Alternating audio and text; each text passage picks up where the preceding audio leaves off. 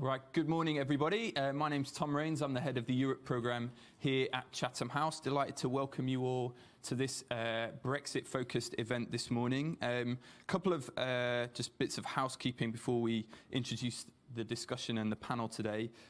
This is being live streamed for all our panel participants and everyone in the audience, so there's a camera at the back, so please bear that in mind. This discussion is on the record, not under the Chatham House rule, and in fact the intention here is to spark a wider conversation about this topic. So for that reason you can also tweet about the discussion, use the hashtag #CHEvents, but please put your phone on silent.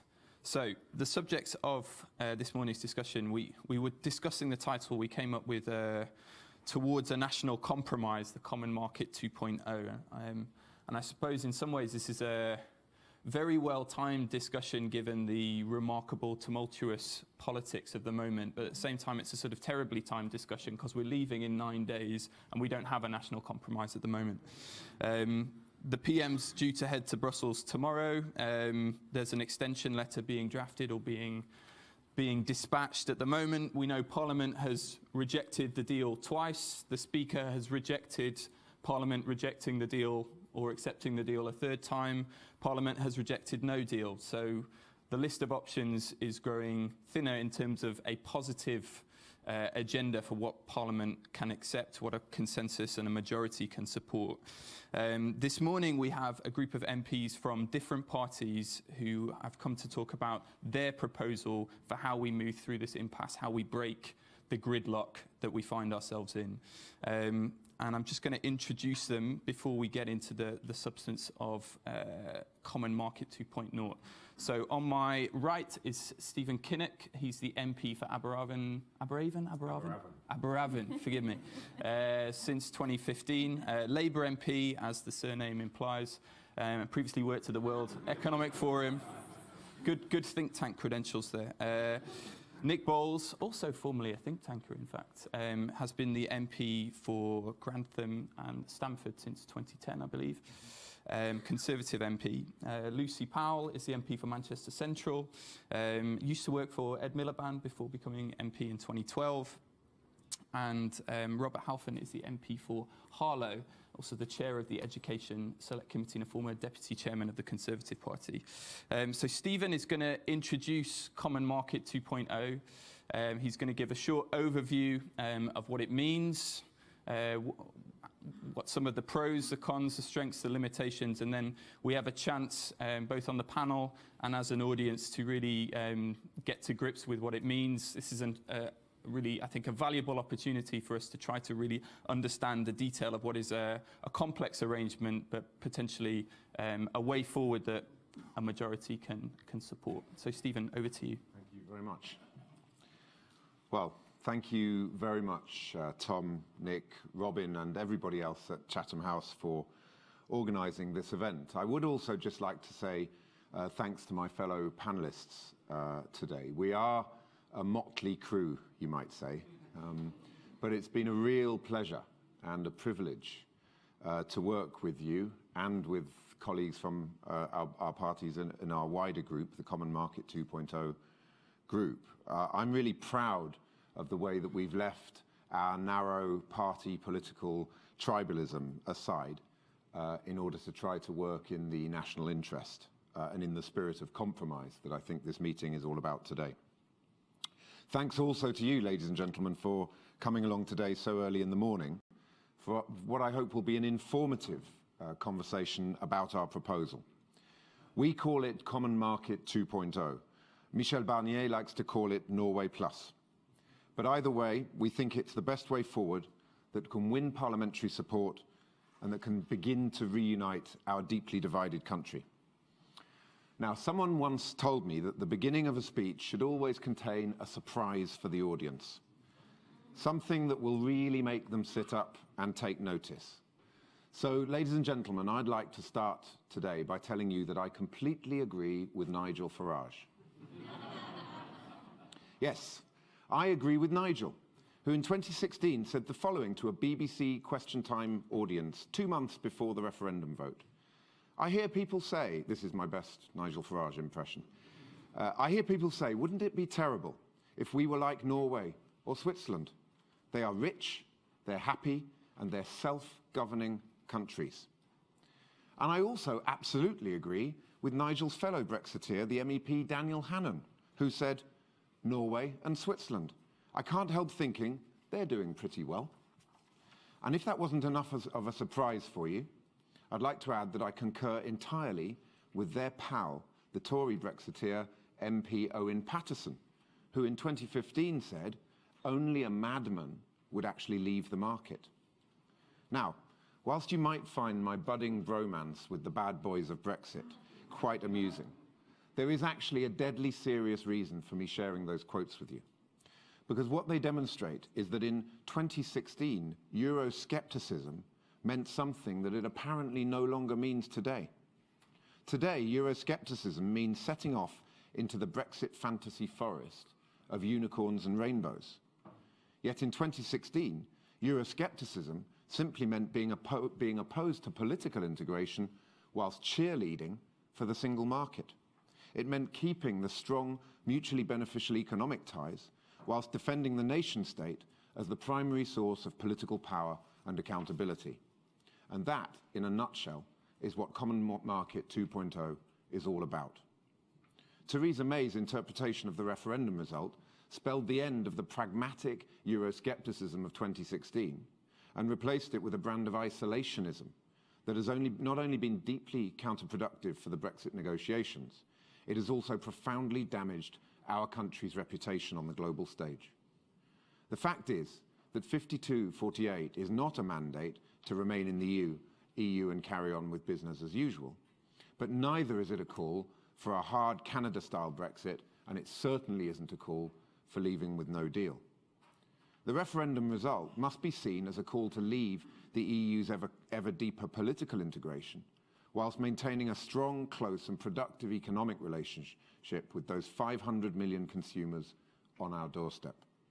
In short, the referendum result is an instruction from the British people to move house, but to stay in the same neighbourhood. So, what does Common Market 2.0 actually ensure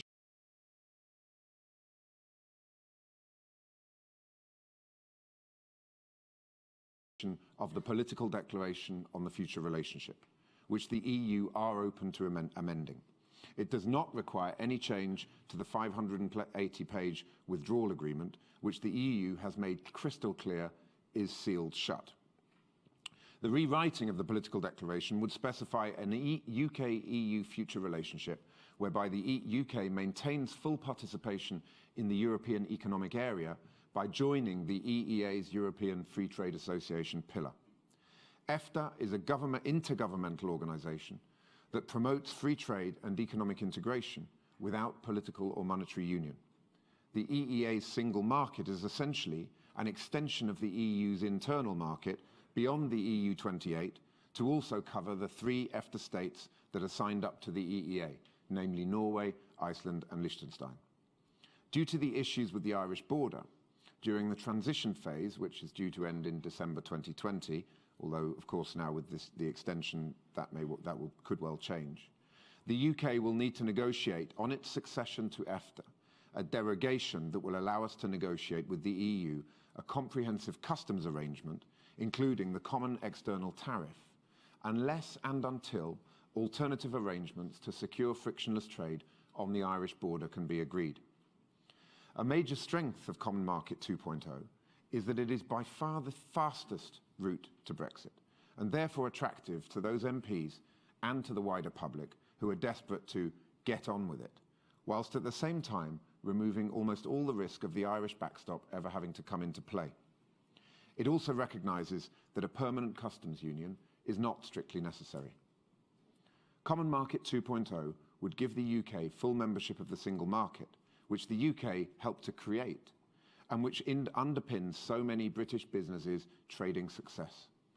But we would leave the EU's political institutions, leave the jurisdiction of the ECJ, of the Common Agriculture and Fishery Policies, and the EU's drive towards ever closer union. We would also increase our power to control freedom of movement. I'll say a little bit more about that later. Crucially, it is an option that is popular with voters. Whenever myself, Lucy, Rob or Nick are out on the doorstep in Aberavon, Manchester, Harlow or Grantham, we hear the same message time and again from our older voters. We voted for a common market back in the 1970s. We did not vote for all this political stuff. In the 1970s and 1980s, the British people broadly supported our membership of the European Economic Community because it delivered clear economic benefits to British business and workers. It was only ever as the ever closer political union took hold that the paths of the United Kingdom and the European Union began to diverge, and that, I think, dates from the Maastricht Treaty. A newly founded UK-EU common market for the 21st century would respect the public desire for striking the right balance between political sovereignty and economic integration. It would recast our country's relationship with the EU in a way that would better reflect our history, geography and politics. Common Market 2.0 should also be seen as a reset moment for Europe. Popular consent for the European project is under threat. And Macron was right recently to talk about Europe's future being one of several circles. He said, we have to build a Europe with several formats to go further with those who want to go forward without being hindered by those states that want, as is their right, to go not as fast or as far. That is absolutely the right strategy. There are several European countries that will never join the euro, that will never sign up to a European army, and that have deep reservations about the free movement of labour. The creation of an outer ring of non-EU countries that participate in the single market but opt out of ever deeper political integration would be a huge step in the right direction, and the UK could play a central role in that outer circle. Now, let's turn our attention to one or two of the elephants in the room, one or two of the myths, if you like, that have been circulating about Common Market 2.0. Let's start with one that I alluded to earlier, that Common Market 2.0 means no changes on free movement of labour. Yes, it's true that free movement of labour would continue initially under Common Market 2.0, but there would be a marked improvement in our position in that we could apply the safeguard measures that are written into the EEA agreement. These safeguards give a qualified but unilateral right to any of the EFTA EEA members under Article 112 of the EEA agreement to suspend freedom of movement if that country believes it is suffering serious societal or economic difficulties. We would then be able to renegotiate freedom of movement under Article 113, perhaps based on regional or industry quotas. But if negotiations were to break down, we could not be forced to reopen our borders. Article 114 allows retaliation from the other single market countries, but this reaction would have to be reciprocal. They could not, for instance, respond to our decision to suspend the free movement of labour by suspending our exports of goods or services to them. These measures are clearly not to be used lightly, but the Article 112 and 113 safeguard measures could help to ease our public's existing fears about the seemingly limitless nature of free movement of labour. The second myth is that the UK would become a rule taker. This is simplistic, and it ignores the fact that under the terms of Common Market 2.0, the UK would be leaving the European Court of Justice and thereby ending the principle of the direct effect of EU law. The EFTA court that the UK would join respects national sovereignty in a way that the ECJ doesn't. Plus, we would have 1 out of 4 EFTA court judges rather than the 1 out of 28 that we currently have on the ECJ. Under EEA lawmaking, the EFTA nations have a right to be consulted by the EU at a technical level. And once a directive has become law, it is passed on to the EEA Joint Committee, on which the EFTA nations sit alongside the EU. From there, the EFTA nations can delay, adapt or veto legislation, either by claiming that it is not relevant to EEA nations or that it triggers constitutional requirements. It is worth noting that between 1993 and 2011, Norway and Iceland have derogated from EU law on 400 occasions between them. And it is also worth remembering that less than a third of EU directives affect the EEA in the first place. Under Common Market 2.0, we would restore policy-making power in vast areas, including agriculture, fisheries, foreign security affairs, justice and home affairs, and taxation. Myth number 3, that we have to pay more or less the same amount into EU budgets. This is wrong. We'd pay close to 50% per capita of what we pay now. Each EFTA EEA member pays only for the institutions and services that they access. And myth number 4, that Norway doesn't want us. Well, the Norwegian Prime Minister has made clear her position. She has said, if joining EFTA is what the UK really wants, we will find solutions in the future. She also said, to find a good agreement, it is important for all European countries, and I hope that we will see an orderly deal that doesn't disrupt economic affairs in Europe. Myth number 5, the EU don't support it. Well, in May 2018, Michel Barnier said, the only frictionless model for the future with the UK would be Norway Plus, Norway being part of the single market plus a customs union. From the outset, Barnier made it clear that a Norway-style relationship would have been welcomed by the EU side, and that that it was never explored properly because of our Prime Minister's red lines. Michel Barnier has also made clear that the EU was ready to renegotiate the future relationship. In January, he said, if the United Kingdom chooses to change its red lines and to be more ambitious and go beyond a simple free trade deal in our future relationship, then the EU would be ready to do so immediately. So that's a flavour of the Common Market 2.0 proposal that we're putting forward. But how do we get there? How do we break the deadlock in Westminster? Well, there can be no doubt that our politics is both polarised and paralysed. At one end of the spectrum, we have the People's Vote campaign fighting tooth and nail for a second referendum. And at the other side, we have the ERG, desperate for an ideological 19th century no deal, BrExit built on rainbows, unicorns, and Empire 2.0. But in all truth, it is not really Parliament that is the problem. The problem, of course, is the Prime Minister. It is her red lines that have tied our country up in knots. It is her stubbornness that has plunged us into this political and constitutional crisis by depriving the House of the opportunity to have a proper debate about the most important issue to face our country since the Second World War. The fact is that there has always been a cross-party parliamentary majority for a sensible, pragmatic, bridge-building form of Brexit. Our cross-party group of MPs has held very constructive and productive conversations with the leader of my party and his team, and we hope that we will be able to secure the Labour whip in support for a backbench-driven Common Market 2.0 motion or amendment. And if we can combine that Labour block vote with a sufficient number of Conservative MPs, and here I look to Rob and Nick, no pressure there, guys, then we believe that we can get Common Market 2.0 over the line. Ladies and gentlemen, Britain is a great country, but we are more divided than we have been at any time in living memory. Young versus old, graduate versus non-graduate, city versus town. These divisions were not created by Brexit, but they were ruthlessly exposed at the ballot box in June 2016.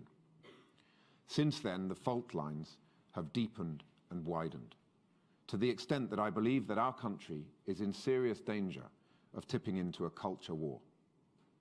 So it is time now for Parliament to step up and do its job. It's time for us to rediscover the lost art of compromise and to break the deadlock. It's time for us to find a way out of this mess. It's time to heal the wounds and to reunite our deeply divided country. Thank you.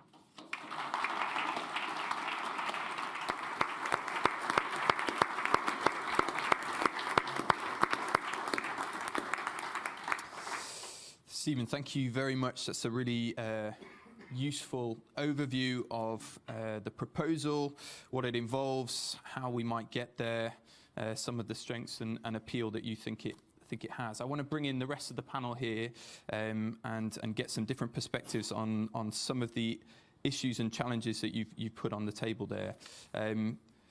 Firstly, on this question about influence, and Nick, maybe I could ask this to you. is the political test for Brexit about taking back control, and do you think common market meets that test? If you, I accept that it's been a stable arrangement for the EFTA states and worked pretty well for Norway and others. But if you speak to Norwegians and if you read what's been written by, for example, for the Norwegian government about the compromise that Norway has adopted, they're pretty open and honest about the limitations of the influence that they can have on the process of legislation. In fact, their view is that this necessarily involves delegating a lot of legislative power to the EU. How does that meet the threshold for a return of sovereignty or taking back control, or however you want to interpret that demand from the Brexit side? Yeah, no, well, it's an incredibly important question, and of course it's not perfect because no compromise is ever perfect. But there are a few sort of facts I'd like to highlight. The first is that I've been a Member of Parliament since 2010, and I was a candidate in the 2005 election as well elsewhere. And I represent a fairly strongly Leave voting constituency. I have never received a letter or an email or had a surgery appointment or a conversation with a single one of my constituents complaining about a single market directive. Never, not once. So the question then is, what did they want to take control back of? Did they really want to take control back of the sorts of quite technical, quite nerdy, quite boring rules that govern an integrated market? Or did they want to take back control of the much more intensely political and indeed sort of social and cultural questions that come into play when you're talking about home affairs, justice, foreign, defence policy? Or in my intensely rural constituency, did they want to take back control of our agricultural policy and our system of agricultural support?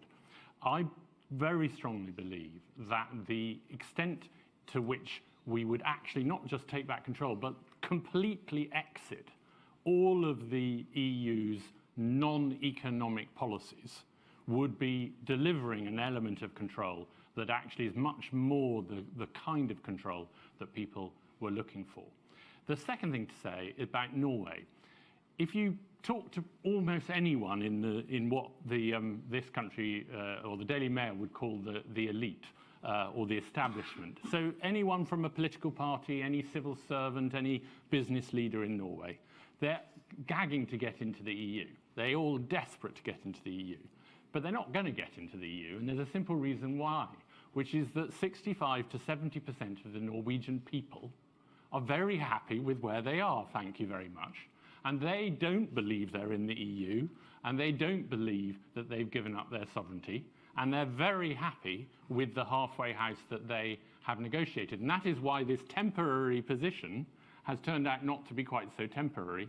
And if you talk to anybody who knows anything about Norwegian public opinion, they think there is not a single chance of the Norwegian elite getting their way and getting into the EU. So clearly the Norwegian people think that it is an improvement. And the final thing to say, and it is really important, Stephen mentioned it, is that, of course, the whole point of the EEA is to align policies with those that have been adopted by the EU as regards the single market. But there are exceptions. The Norwegians have not adopted a great number of single market legislation that they don't like. The Icelandics, actually, it's a much smaller country, have not adopted a great deal more. And there are some, sometimes they just basically say we're not implementing it, and because it has no direct effect, unless it's been implemented locally, it doesn't apply. Sometimes they spin it out for 5 years, sometimes they spin it out forever, and then what happens, well, what happens always in the EU is there's a negotiation. And there's a negotiation, and they agree to some derogation, to some exemption, to some way. Now, of course, you can't do that in the great majority of cases. If you did, the relationship would break down.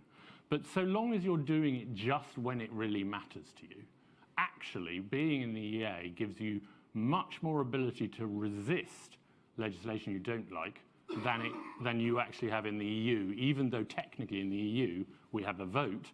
But once the vote has gone against us, it's imposed on us whether we like it or not. That is not true if you're in the EEA. But in the EU, I mean, it's quite interesting the way you framed that, because it's ultimately about resisting the regulation rather than any capacity to have a positive role in legislating.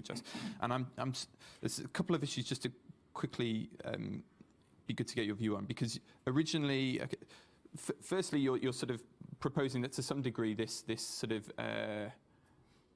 deals with areas which are non-political anyway, or that people don't sort of bring up to you in constituency concerns, etc.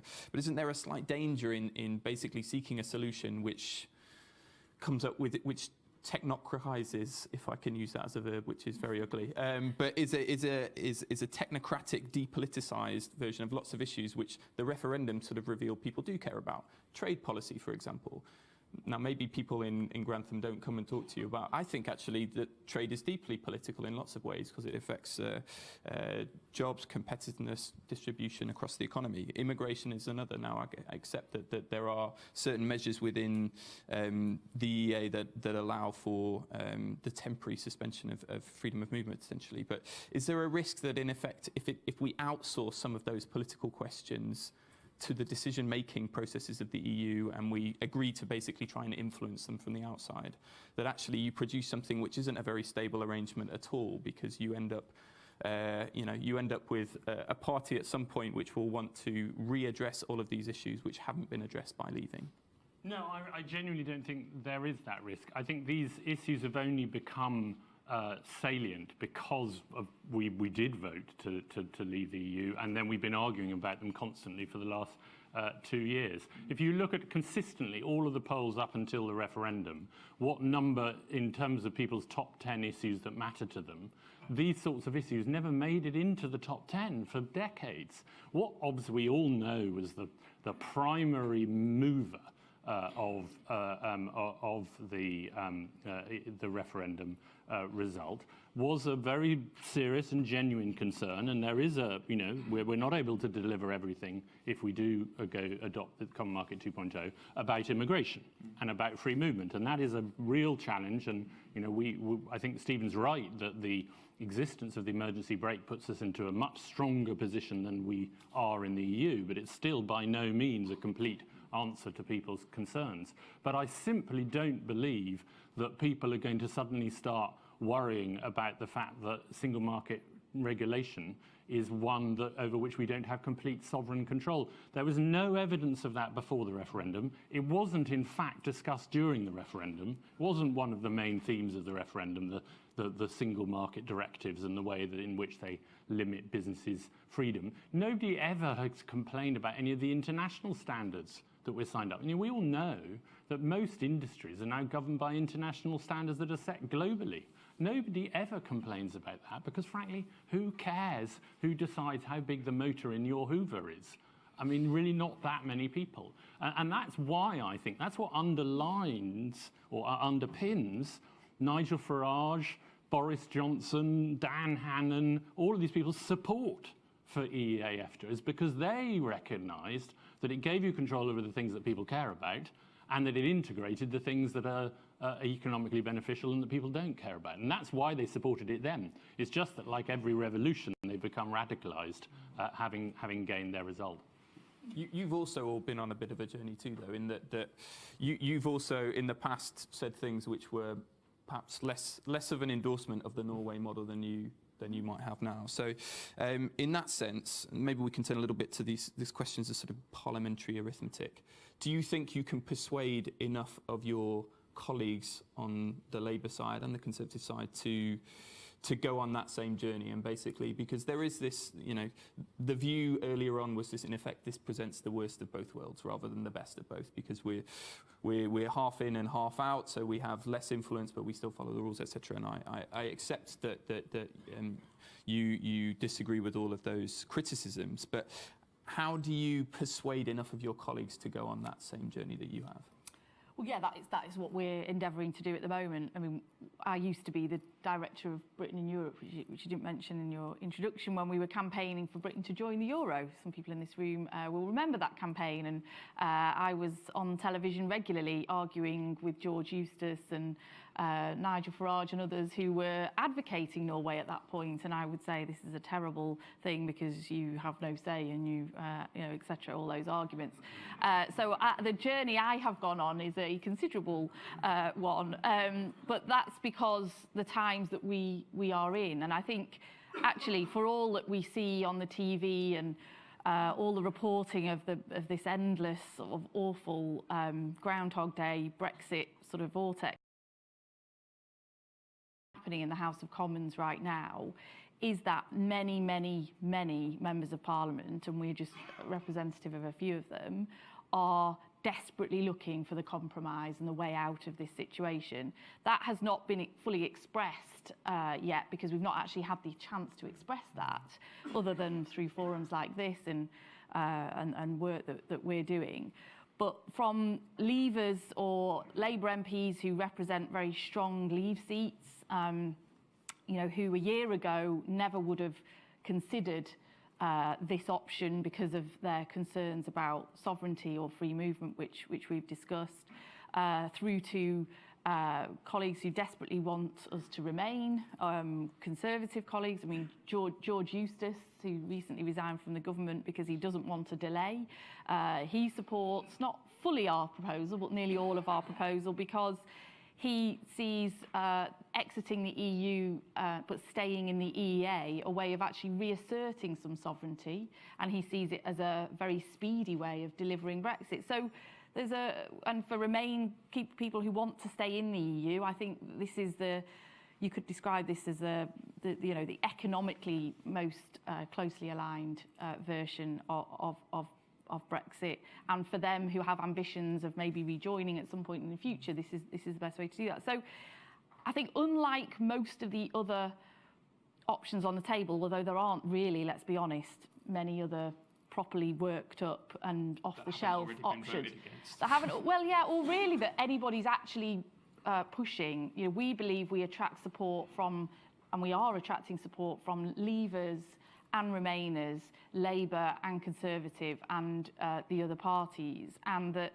therefore we actually have an opportunity here, given the right circumstances and given the opportunity to express that, to command not just squeaking this over the line as all the other potential options might have, but of achieving quite a sizable parliamentary majority for this. And, you know, since we've sort of, well, Stephen's been banging on about this for ages.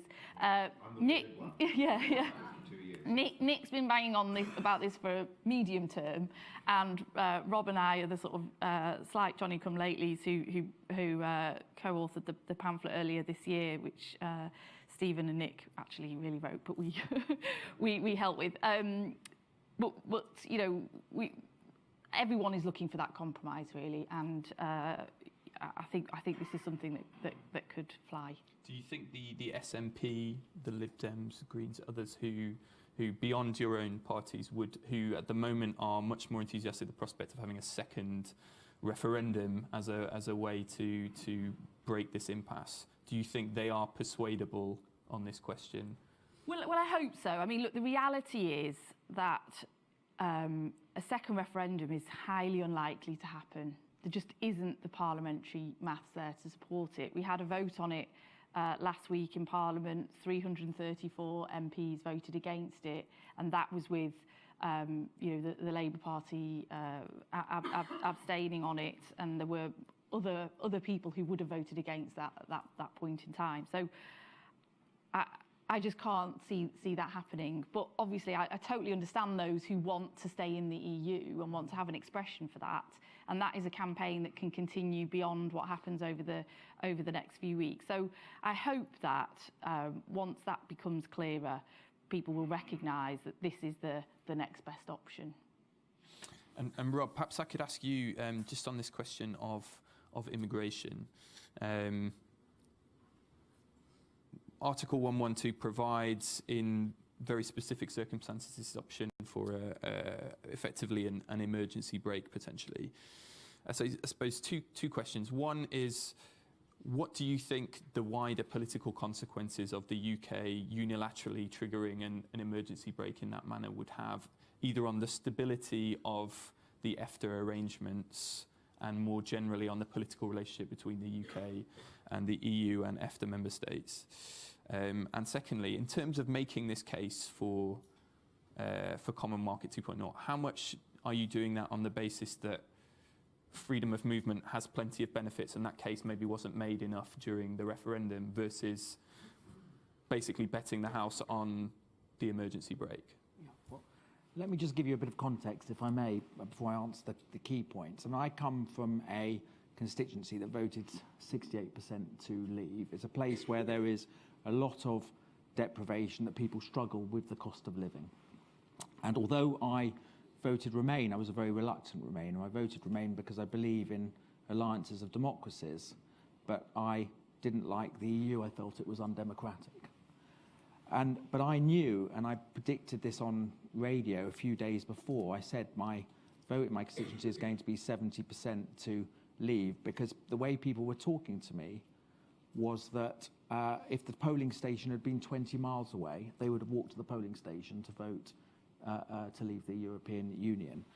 And it wasn't just because of freedom of movement, it was because of housing. So, for example, my town is a new town. They were promised that everyone would have a council house, and then they might see somebody from Eastern Europe move in next door in a council estate, even though they can't get a house for their son and daughter. And it's not because of racism, and the person from Eastern Europe may be renting or may have even bought the house, but that is the perception. They ring up the doctor, they wait 2 or 3 weeks for a doctor appointment, and then there might be somebody from Eastern Europe ahead of them in the queue.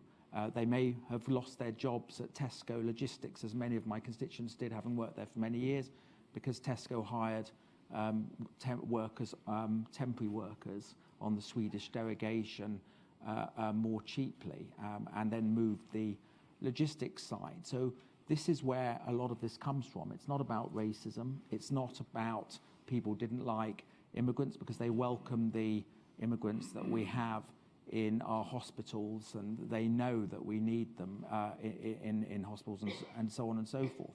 And so I would never have come to this, having promised my constituents after the day of the referendum that I would do everything possible to make sure that I followed their wishes. I would never have come to this if I felt that, one, there would be no control of freedom of movement, but also if it diluted the idea that they would be withdrawing from the European Union. And when you, and I think Stephen touched on this, when you explain to people in my constituency, and by the way, we are only 26 miles away from this building, my constituency. I live there. I have one home. I know it's very unusual for an MP. I genuinely live in my constituency. It is another world. It is another world, and it's 26 miles away. It is another world. And the people out there in the streets are incredibly angry with all of us. And they're very angry with politicians and Parliament, and because they think we are not delivering on the referendum results. And the potential is for things to become as toxic, in my view, as when there was the MP's expenses scandal. So I think we have to deliver on the referendum. And I genuinely believe that the important thing is that what the public, the message of the Vote Leave campaign wasn't stop immigrants. I'm not talking about leave.leave. I'm talking about the more moderate Vote Leave campaign. The message was take control. And actually, with the articles, whether you would implement it or not, the key thing is you're saying to the public that actually you can take control. You can control freedom of movement if you so require. And I think that is the crucial thing that allows me to explain to the public. And as, again, Stephen and Nick said, you are out of all the things that they hated, the political union, the most part of the ECJ, the CFP, the CAP, all the things that they thought, why on earth are we in a European Union? But you get the best of joining the European Free Trade Area. And I mentioned at the very beginning, I'll just conclude with this, is that I said to you I voted for the EU because I believe in an alliance of democracies. I wish this had been Plan A, not Plan B. And it's true, I knew about EFTA, but I came to this view in the last 4 or 5 months at the end of last year, having heard Nick, who is the guru of this, and spoken to Lucy and read a number of articles from David Owen. And then I saw that people like George Eustice resigned from the government, a hardcore principled Eurosceptic, supported membership of EFTA. Even Dan Hannan has been mentioned, still tweets about membership of EFTA. And I realised that it's possible to sell this to a very Eurosceptic public in certain areas of the country, and to those kind of people who've been left behind.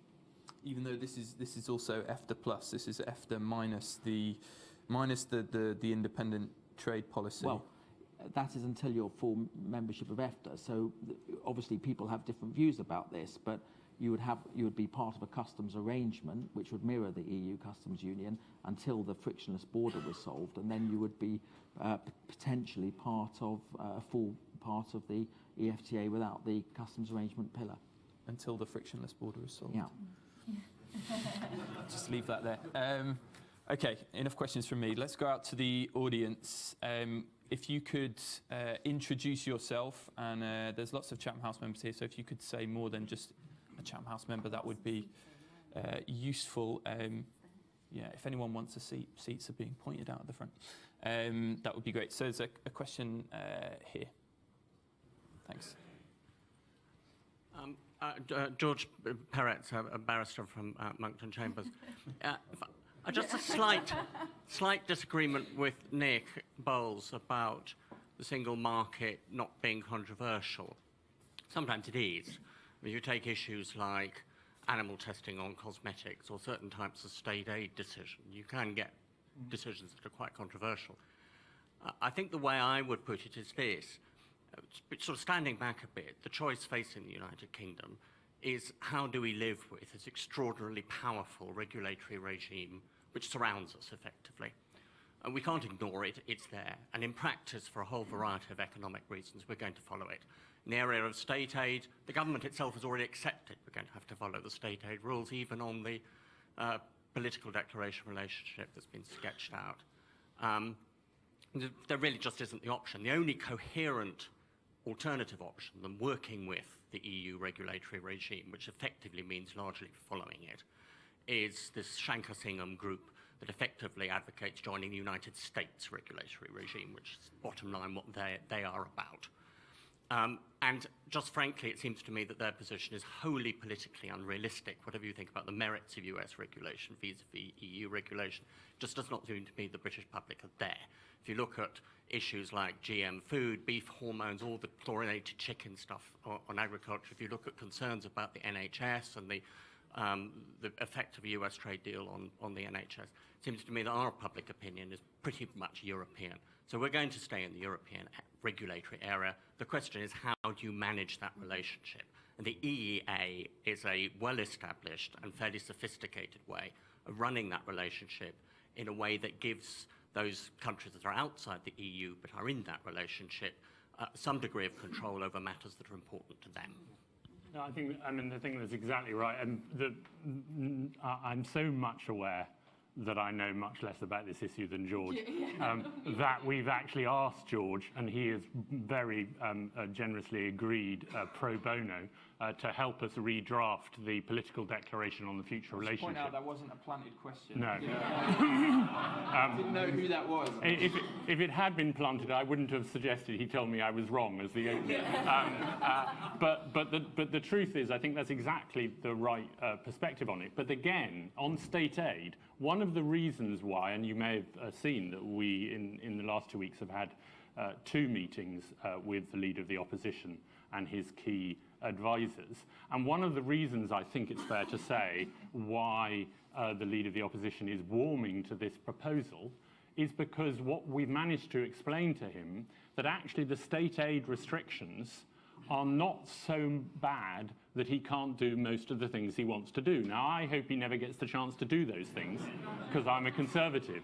But the truth is, you look at Norway, Norway spends more money per capita on state aid than any EU state.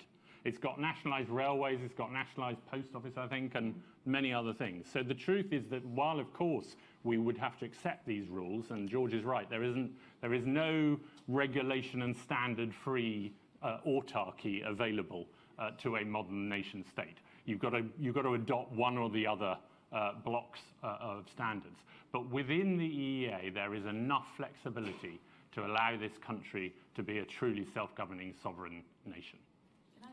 Yeah, Lucy.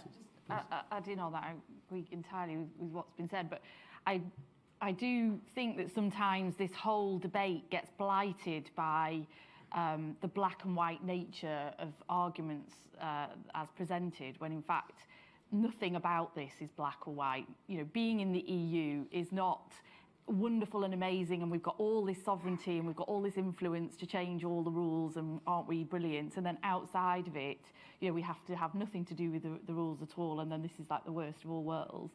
You know, it's a grey area. Inside the EU, we're subject to QMV. We very rarely kind of win those arguments anyway. Everything we have to adopt automatically in this country. Any version of Brexit, other than the one that George outlines, which is the sort of purist, let's be part of America, any form of Brexit, from the Prime Minister's deal, being in a customs union, Jeremy Corbyn and Keir Starmer's version of Brexit, whatever it is, requires regulatory alignment and would require us to effectively adopt the single market regulation. So actually what we're saying is, let's have a voice, let's have an influence, let's have a veto, let's have some national sovereignty over that, whilst also leaving the EU. And I just think that, I think it's one of the things I learned from that Britain in Europe campaign when we wanted to join the euro. We presented all the arguments as though joining the euro was just going to be absolutely wonderful and there were no downsides to creating a eurozone at all. And then the one-size-fits-all interest rate, which we sort of diminished at the time, became the central problem for the eurozone, which we had totally underplayed. And everything about this debate has got costs and benefits. And we have to be honest about that and not just present arguments as entirely cost-free and benefit plus, or entirely the opposite. You would accept that not being able to, I mean, you mentioned obviously the UK can be outvoted on issues which are decided by QMV, but not being able to vote versus being able to vote is a diminution of our influence and control over the design of legislation. Well, we vote in a different way. There's consultative requirements. We have treaty rights within the EFTA. So, yeah, I mean, these are choices, and what I'm saying is it's a sliding scale, but the idea that you are either a rule maker or a rule taker and there's nothing in between is just nonsense. The EFTA court is very different from the ECJ court. Very different, the impact it has on countries in terms of the ECJ is an imposition court and the EFTA court is more of a guidance court. I think the way I draw the distinction is that we would definitely be giving up influence over new rules being developed and applied to the whole of the EU. So we would have less ability to help shape the new rules that the EU adopts for everybody in the EU and the EEA. But I think we will have a greater ability to resist the application to us of deeply obnoxious rules. So the question is, which matters more to you? Is it that you want to have a huge amount of influence as a big player in the rules being developed for a whole continent? That's what used to be our main reason for being in the EU. We voted to leave the EU. And my argument would be, in the context of having voted to leave the EU, actually having a greater power to resist the application of the truly obnoxious things to our country without being able to stop them being applied to the others, that actually is something that is a more valuable thing given the context of the referendum and the referendum vote. They're different kinds of influence. It's apples and oranges, but we've already voted to leave the one kind, so the question is it worth retaining the other kind? And I think it is. Okay. Now I need a question from a lawyer who isn't providing advice to the panel. Telling us we're wrong. Woman at the front. Sorry, just actually the lady behind you, excuse me, sorry. Thank you very much. Emma Nicholson, former MEP, former MP, House of Lords. How can the panel see the future of the relationship with the European Union? The EU, as Guy Verhofstadt said in this very room over a year ago, is in a great decline, but it hasn't yet finished its mission, which is the total enlargement. Given that the highest likelihood is that we will leave, argument or no argument, in some form or other, how does the panel foresee us supporting the European Union in completing its mission and being as good as it possibly can be in its job of peace and security? Stephen, do you want to say that? Thank you very much, Emma. I think that's a really important question, and I touched on it a little bit in the speech based on what Macron is saying. Macron is saying that for decades now, the European Union has taken what you might describe as a one-size-fits-all, top-down approach to integration. And for decades now, leaders, not just Macron, many, many others. I mean, we've had everything. We've had a la carte, we've had multi-tier, we've had multi-speed, we've had variable geometry. Every single European leader I can remember has said the EU needs to reform, and it needs to recognize that different member states are at different stages in their evolution and in their attachment or disattachment to or disattachment from the European project. And I think that this, there's no doubt that Brexit and the referendum was a massive reset moment for the United Kingdom. But I think it could actually also be a reset moment for the EU. Because imagine if the United Kingdom were to join the EFTA countries, you would create a new pole of influence of an intergovernmental relationship, counterbalancing the more supranational relationship that you certainly see in the Eurozone countries, and a recognition, I think, that there are a number of countries in the European Union that are never going to join the Eurozone. They're never going to have that deeper political, fiscal or monetary union, but want a frictionless trading relationship with this incredible jewel in the crown of European integration, which is the single market. What an amazing achievement, what it's delivered in terms of growth and opportunities for our economies. So I think that if we had some imagination and some innovation and some creativity in all of this, we could actually see the opportunity of the UK joining EEA-EFTA as an opportunity also for the EU to catalyse and kickstart the reform that is so desperately needed. I believe in this option because I'm a passionate pro-European. I want the European project to succeed. But in order for it to succeed, it has to reform. It has to change. It needs a new architecture. It needs to be re-engineered. And that's never going to happen if it's just this bias to inertia and nobody ever changes anything and nothing ever. Sometimes you do actually have a positive changing effect by stepping away and influencing from the outside rather than being on the inside and part of the kind of groupthink. So I think the answer to the question is yes, reset moment for the United Kingdom, but let's also capitalise this potentially as an opportunity for a positive, progressive reset moment for the European project as well. Okay, thanks very much. So there's a question here at the front. Hi, I'm Adam Payne, a political reporter at Business Insider. I just have two questions. Firstly, in light of the events of the last few hours, I guess, that the Prime Minister looks like she's going to request a short extension of around 3 months and press ahead with plans for meaningful vote 3, 4, 5, whatever. The idea, as far as I can tell, has been that the route to Common Market 2.0 is the Commons is given increased control of this process, perhaps through indicative votes. Is that still the plan? And if so, what is the route to that in terms of parliamentary procedure in the weeks ahead? And secondly, Stephen and Nick, you said that talks with Jeremy Corbyn seem to have gone pretty well. Can you reveal what the outstanding issues are? And we'll answer the one question that you've asked, okay, which is about the extension. We're obviously not going to reveal the state of private conversations. The extension of 3 months, I think we do need to be, I'm literally the Prime Minister's greatest critic in the Conservative Parliamentary Party, so I'm not in the business of defending Theresa May. But her motion last week did not ask MPs to support a long extension.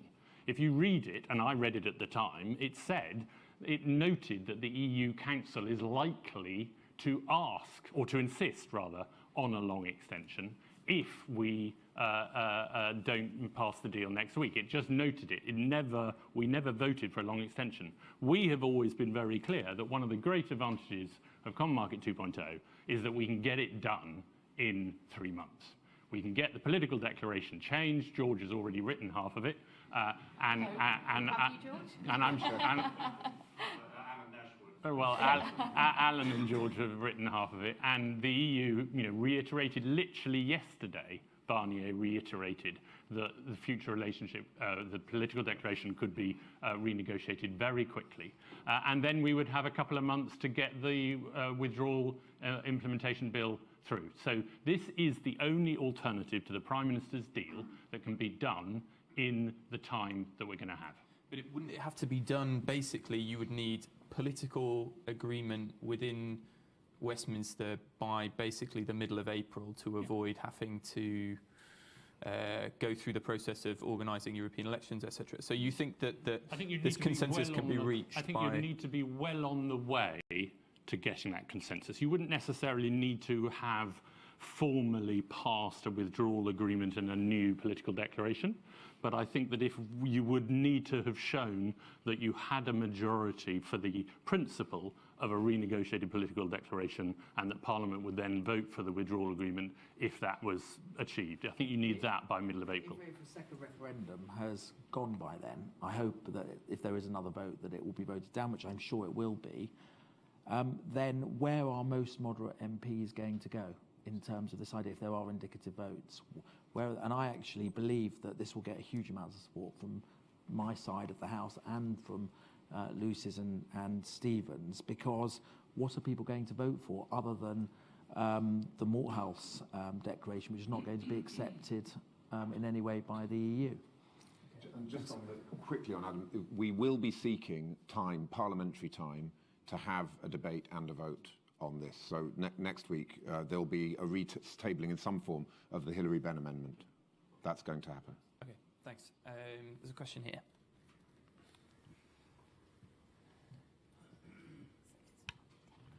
Thomas Cole, Head of Policy at the People's Vote campaign and formerly an international negotiator for the European Commission, including on Iceland. You mentioned that this is kind of an off-the-shelf agreement, but let's be honest about it, it's not. There's the EEA and there's the Customs Union, but there's no third country which is both at the moment. So I'm wondering, how long, in your mind, would this take to negotiate? Well, we might ask George. It's not all in one go. I mean, I think the advice from George and others and indications that we've had from Europe and elsewhere is that asserting our current treaty rights as members of the EEA and remaining in the EEA but via the EFTA pillar, so to speak, that could be done relatively quickly. We could be there by the summer. And then we would use the rest of the transition period to negotiate the comprehensive customs arrangements, security issues, and some of the other issues that need to be negotiated. I think what the last couple of years have really emphasised, and we knew this already, didn't we? I mean, this was an issue during the referendum campaign, is that the free trade arrangements, bespoke free trade arrangements negotiated with Europe, take an absolute age. That is the hardest bit of the negotiations. Liam Fox, Boris Johnson and others all told us this would be the easiest free trade negotiation ever done. Well, that was lol, wasn't it? That's not actually happened at all. So I think the bulk of what needed to be negotiated in that transition period would be relatively straightforward by going into the EEA. But you're right, there still would be the customs arrangement part of that, security and some other elements. But we would. Yes. Yeah. Yeah. So just to be clear on this, we'll have the transition till December 2020. So the question is not can we negotiate this by the end of June. It's can we negotiate this?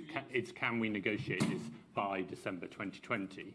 And the indications are that that should be possible. Whereas we've discovered that the crucial flaw in the Prime Minister's plan is that everybody knows she's not going to have got her deal negotiated by December 2020. Hence the backstop.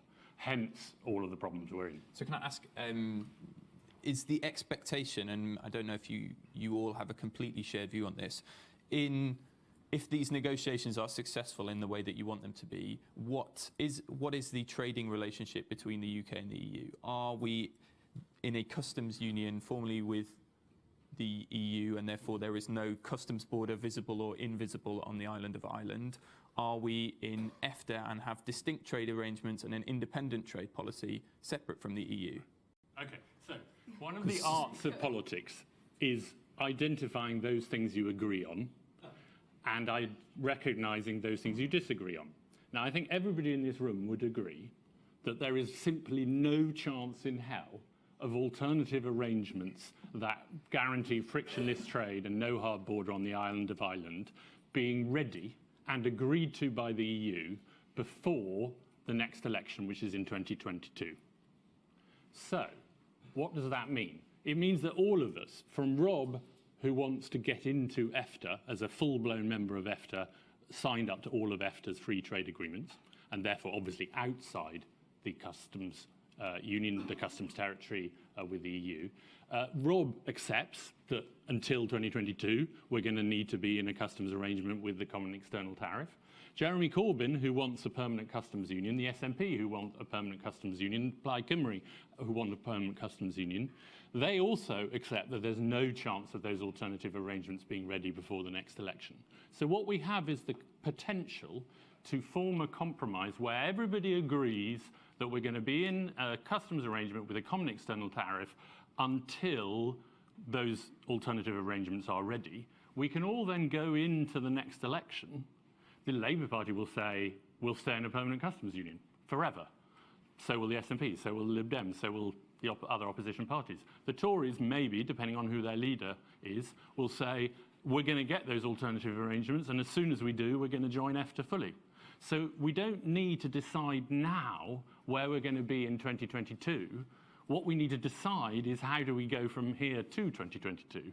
And on that, actually, you can build agreement. And we have in a draft motion that we've been circulating and discussing with everybody, but isn't yet public, we have a form of words that everybody can live with, except for the most hardline Brexiters, who of course don't even want to be in a temporary customs arrangement for a couple of years.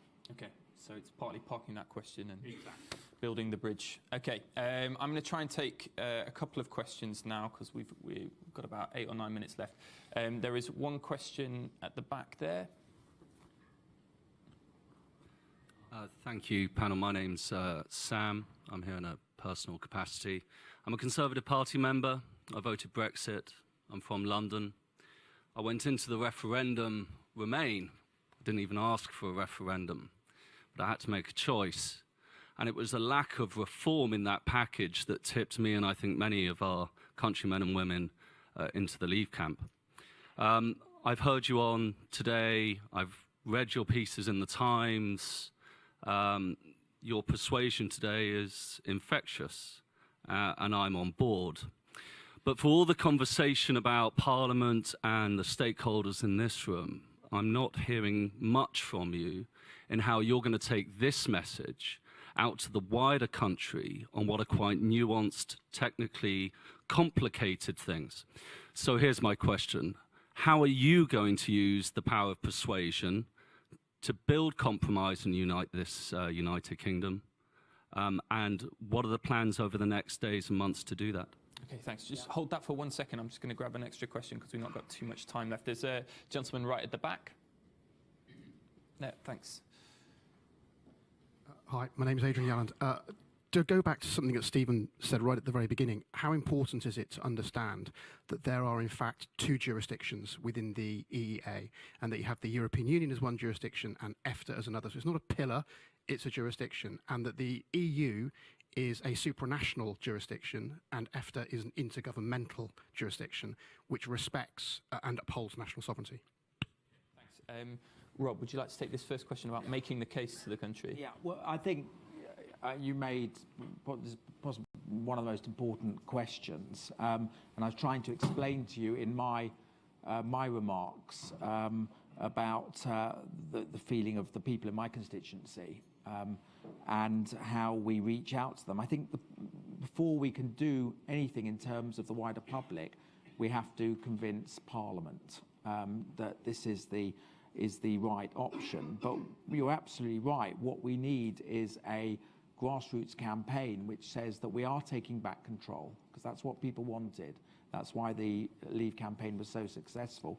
But at the same time, safeguarding jobs and businesses, which people are very concerned on, because in my area, people have moved from scepticism about the Prime Minister's deal to kind of real anxiety about wanting to get this done and wanting things to move on. But we will need a grassroots campaign to set out what the membership of EFTA brings, and it takes back control. It means we aren't closing the drawbridge. There are simple messages, and we're out of the political union, and I think those are simple messages that we can get across to the public. But as Stephen set out at the beginning, we are just a motley crew at the moment, and we don't have the money of the People's Vote campaign, the money of the People's Vote campaign, or the money of the or the ERG. But in order to convince the public that this is delivering the referendum result, which is key, and I wouldn't be supporting it if I didn't think so, the grassroots campaign is going to be incredibly important, and perhaps you might offer yourself as one of the coordinators if it happens. I mean, this is not purely a recruitment exercise. But, can I just add to that briefly, because my constituency is a very Remain constituency. It's a Labour Remain constituency as well, sort of metropolitan, although the outer ring of my constituency is much more like Rob's too. So I feel both those things. But I have had no problem in selling this to my constituents either at all, and I've had many meetings about it, lots of correspondence, emails exchange. I've done lots of local media on it as well, and that's what I think has meant that we are where we are with it now at this point, because it is something that both sides can get behind, and there's very few of those options there. So even though many of my constituents really just want us to stay in the EU and just want to stop this whole thing and get off, they will very quickly say to me, but I can see that this is the best thing otherwise. I could live with this. Lots of people will say I can live with it, and there have been lots of public opinion studies done where people have been taken through the issues and so on. There was one just published this week by my old university, King's College, where they took many people through the arguments, and this was clearly, nearly 50% of people said this was their preferred option of all the other options sort of on the table. So I think it's something that we could sell very straightforwardly. Okay, I'm going to try and get in 3 more questions. Just on ECJ. Oh, sorry, yeah. If just the answer is clarification. Absolutely yes. I mean, there's a key difference between supranational and intergovernmental courts, 2 very different jurisdictions. And I absolutely agree, by the way, on the huge frustration that we've had is that I believe that this is a solution that has been hiding in plain sight for 2 years. And because of the tremendous noise, and I pay compliment to the People's Vote campaign, they have made a huge amount of noise. They've delivered 400,000 people on the streets. I just regret that if we'd had 0.1% of the resource that we could have put into this campaign, I think we could have genuinely given it a voice and we could have had that public engagement. But it's not too late. We've got to now find a way of debating it properly in Parliament. Incredibly frustrating that the Prime Minister hasn't given us the opportunity to do so. But we're here today, and we hope that this will be the first step towards actually getting more public engagement. Do you think, just very quickly, you can have that grassroots movement if it's everybody's second choice and nobody's first choice? I think that there is an appetite in the country for compromise. That people are sick and tired of this binary debate, as Lucy touched on earlier. People know that the world is a complicated place. They know that we've struggled to find a way through this, and that compromise in general in life is the way that you get through complex and challenging situations. So I think there's something in there about tapping into that desire for finding a solution, stopping the trench warfare and moving the country forward. So I hope that we can do that. I think the way to sell it is about rediscovering the lost art of compromise. Okay, last couple of questions very quickly. There's one gentleman at the front here. sorry, who I missed off last time. Yep, go on. Hi, Tom Just Burrell. it's got to be really very quick. quickly from King's College. I think the idea is great. Lots of ideas have come out. I would be more interested to hear about how we're actually going to get there and what the probability you think of us doing so. So really, the practicalities more than the idea, I think, would be really important to hear about. Okay, thanks. And this is the last question, so definitely make it a good one. Sir, here. Thank you. Eduardo Torina, Debra Voice in Plimpton. Just very quickly, sometimes the Brexit debate in these 2 years has been a bit insular, I think it's fair to say. And I fear that we might run the risk of doing this again, even in the context of Common Market 2.0. I've heard a lot about how the UK, this would be a great solution because effectively the UK would have the chance every now and again to frustrate, what the EU was trying to do, be it through the use of this emergency brake, which I personally don't see how it could be used given the circumstances in the UK, or by effectively, refusing to adopt legislation. If I was a policymaker in an EFTA state, I would be very concerned about this. And I think that a knock-on effect on that is that when you actually come to sit down and negotiate this, you might find that it's actually a lot harder to negotiate than you would initially thought. So I'd be curious to hear your thoughts. That's great. So 2 questions, one on the practicalities and one on this absolutely crucial question. Is this negotiable with the EU states and the EFTA states? Do the EFTA states want a kind of a big brother joining the club in a way that our politics hasn't advertised stability and security very much in the last few weeks? So it's a crucial question. And then any final remarks you want on this first one, Lucy? Quickly on the practicalities. I mean, if we 100% knew that, we all wouldn't be here right now, would we?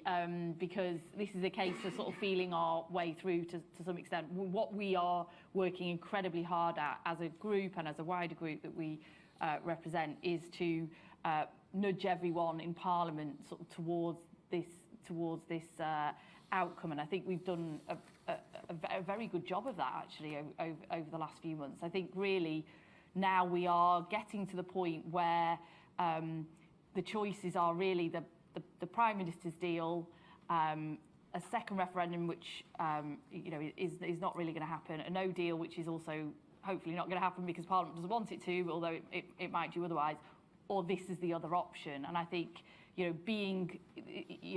process has to enable the political solution, and what we're concentrating on really is the political solution, and that takes everyone to agree. Okay.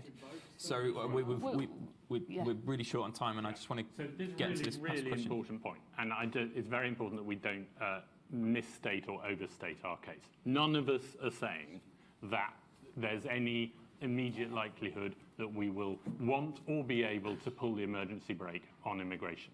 All we are saying is this. One, that David Cameron, in his attempted renegotiation of our EU membership, took the exact words of Article 112, 113 and 114 of the EEA agreement to the EU and said, this is what I want. The exact same words. And the EU refused it point blank. Why? Because it has a potential value. It's there as a safeguard, to coin a phrase, backstop. It's not something you would use in normal circumstances. It's not something that could be used and maintained for very long. But imagine if Ukraine were to join the EU and free movement were to apply from the start, and imagine that Ukraine was going through a bad economic period and that the UK was doing very well and its labour market was very buoyant. That in a circumstance where, as with Poland in the early 2000s, you had many, many hundreds of thousands of people moving in a single year into the UK, that's the sort of circumstance where most people accept that the emergency brake might be possible to be used. And that could be a great source of reassurance to the British people that they're never going to be put back in that situation again. Because as you've seen, immigration currently is at levels that, both the concern has come down and the level of immigration has come down from the European Union, and we've still got freedom of movement is in full force. So it's just about, as Rob said, giving people a sense of greater control. On resisting regulations, there I don't entirely agree with you. Of course, the whole point of being in the EEA is to try and integrate and to try and align our rules. But Norway, every single year, and Iceland, every single year, there's one or two that they resist. There are 300 legislative acts that Norway and Iceland between them have not adopted. And all that one is saying is that in extremis, in the place where you can't negotiate an acceptable solution, that there is an ability to resist. That doesn't mean that you're going in there with a wrecking ball, trying to smash it all up. It simply says that in extremis, in exceptional circumstances, we have the right to resist. And I think that that will be reassuring to people. It doesn't mean that we're going to come along and upset their very happy situation. Far from it. We want to benefit from it. Thanks. And Rob, you wanted to make a final point? Just make a very quick point. I think I'll also underline your question was that are we joining this basically saying on all the things we don't have to do? But actually I tried to, in my remarks, say I believe in this because I believe in alliances democracies. The Norwegian Prime Minister, the Iceland Foreign Minister has welcomed the idea of Britain joining. I think it would be great for the geopolitical balance of Europe. It would be a good counterweight to the EU. And I think it would be good for the EFTA countries if Britain was belonging. It would be good for the United Kingdom and good for the balance of power in Europe. And that is one of the reasons, as a believer, I'm a liberal interventionist, I believe in alliances of democracies. And that's one of the reasons why I think this is a very exciting option for the United Kingdom, not just because we're able to derogate from this or that or not part of the political thing, but in order to sell it to the public, as the gentleman at the back said, we have to explain that we're delivering the referendum result. Okay. Thank you very much.